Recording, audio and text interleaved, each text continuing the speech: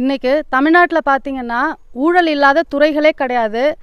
நாளும் நாளும் படுகொலைகள், பெண்களுக்கு எந்த இடத்துலையும் பாதுகாப்பு இல்லை. பாதுகாப்பு என்பது பெண்களுக்கு அச்சுறுத்தலை உருவாக்கக்கூடிய நிலையில் இருக்குது. பாலியல் குற்றங்கள் நடக்காத நகரமே கிடையாது, கிராமம் கிடையாது, இடமே கிடையாது. நாளும் நாளும் படுகொலைகள், கற்பழிப்புகள், இப்படி சட்ட ஒழுங்கு சீர்குலைந்து போயிருக்கு. தமிழ்நாட்டு மக்கள் நிம்மதி இல்லாமல் இருக்கிறாங்க. மக்கள் ரொம்ப அதிருப்தியில் இருக்காங்க. ஸ்டாலின் அரசாங்கத்தின் மேலே அதிருப்தியில் இருக்காங்க. இதை மூடி மறைக்கிறதுக்காக எப்போவுமே இவங்க ஒரு நாடகம் நடத்துறது எப்போவுமே இவர்களோட வழக்கம். அதுக்கு உதாரணமாக சொல்லணும்னா, நீட் எதிர்ப்பை பற்றி எல்லா மாநிலங்களில் இருக்கிறவங்களையும் துணை கூப்பிட்டாங்க. அது நடக்காது அப்படின்னு தெரிஞ்சும் கூட தமிழக மக்களை, தமிழக மாணவர்களை ஏமாற்றக்கூடிய வேலையை அழகாக செய்துட்டு இருந்தாங்க. இப்போ மக்கள் அதிருப்தியில் இருக்கக்கூடிய இந்த வேலையில், அதுவும் டாஸ்மாக் ஊழல்லாம் மிகப்பெரிய அளவில் பேசப்படும் இந்த வேலையில் 1000 கோடிக்கு மேலே அவருடைய அமைச்சர், திமுக அமைச்சர் வந்து டாஸ்மாகில் ஊழல் பண்ணியிருக்காருன்னு கையும் களவுமாக பிடிப்பட்டதுக்கப்புறம் இதை திசை திருப்பும் வேலையாக இந்த தொகுதி மறுசீரமைப்புக்கு கர்நாடகா, கேரளாவிலிருந்து அங்கே உள்ள முதலமைச்சர்கள் கூட்டணியை இவர் கூப்பிட்டு இன்னைக்கு கூட்டம் போடுவது என்பது தமிழக மக்களை திசை திருப்பக்கூடிய, மடைமாற்றக்கூடிய ஒரு செயல். ஏன்னா இவர்கள் கூட்டிருக்கக்கூடிய அந்த கர்நாடக முதலமைச்சரோ கேரள முதலமைச்சரோ தமிழ்நாட்டிற்கு எந்த நல்லதையும் செய்தது கிடையாது. காவிரியில் குறிப்பாக டெல்டா பாசன விவசாயிகளுக்கு அவங்க விவசாயம் செய்வதற்கு தேவையான தண்ணீர் காவிரியில் இப்போ வரைக்கும் வரல, குறைந்த அளவில் தான் வந்துட்டு இருக்கு. இது மட்டும் கிடையாது, கர்நாடகா மேகதாது அணை கட்டுவோன்னு சொல்லி அந்த கர்நாடக துணை முதலமைச்சர் DK சிவகுமார் அவர்கள் சொல்லியிருக்கிறாரு. மோடி அவர்கள், பாரத பிரதமர் மோடி அவர்கள் தமிழ்நாட்டோட அனுமதி இல்லாமல் மேகதாது கட்ட முடியாதுன்னு சொன்ன பிறகும் கூட எக்காரணத்தை கொண்டும் நாங்கள் கட்டியே தீர்வோன்னு முதல்ல நிற்கிறது DK சிவகுமார் அவர்கள் தான். அது மட்டும் இல்லை, கோயம்புத்தூரில் மருத்துவ கழிவுகளையும் இறைச்சி கழிவுகளையும் கொண்டு வந்து கொட்டிக்கிட்டு இருக்காங்க கேரள அரசாங்கம். அதை பற்றி இவர் பினராயி விஜயன் அவர்களுக்கு தெரியாமலாம் இருக்குது. அவருடைய நாலேஜில் தான் இதெல்லாமே நடந்துட்டுருக்கு. மக்கள் எல்லாருக்கும் தெரியும். தொடர்ச்சியாக தமிழ்நாட்டை குப்பை கிடங்காக பார்க்குறது இந்த கேரள அரசு. 2-3 நாளைக்கு முன்னாடி பார்த்தீங்கன்னா தெருநாயை கொண்டு வந்து கன்னியாகுமரியில் இறக்கி விட்டு போயிருக்காங்க.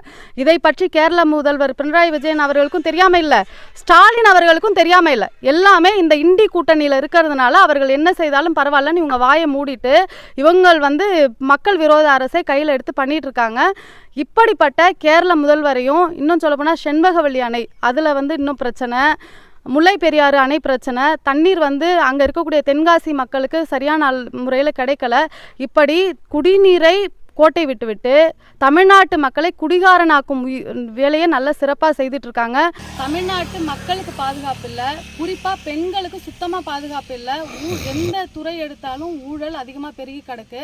இப்படிப்பட்ட சூழலில் 2 நாளைக்கு முன்னாடி ஒரு காரில் வந்த ஒரு ரவுடியாகவே இருந்தாலும் அவரோட மனைவி முன்னாடி, அத்தனை மக்கள் முன்னாடி நடு ரோட்டில் வெட்டி கொல்றாங்க. இன்னைக்கு கும்பகோணத்தில் ஒருத்தனுக்கு அருவாள் வெட்டு விழுந்திருக்கு.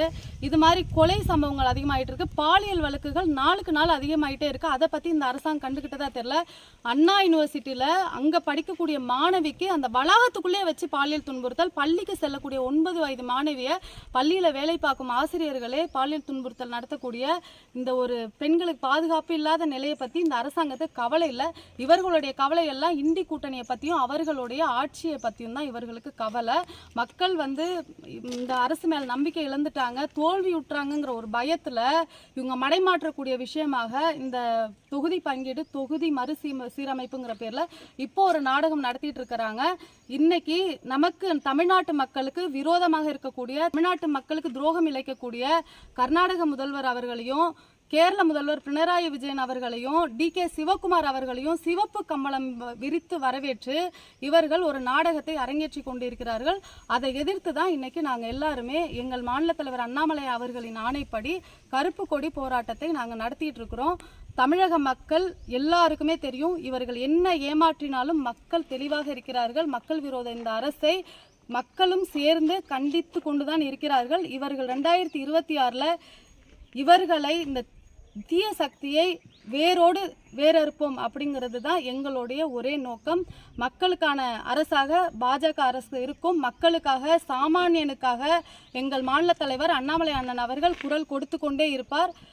இவர்களுக்கான தலைவலி இன்றிலிருந்து ஆரம்பம்.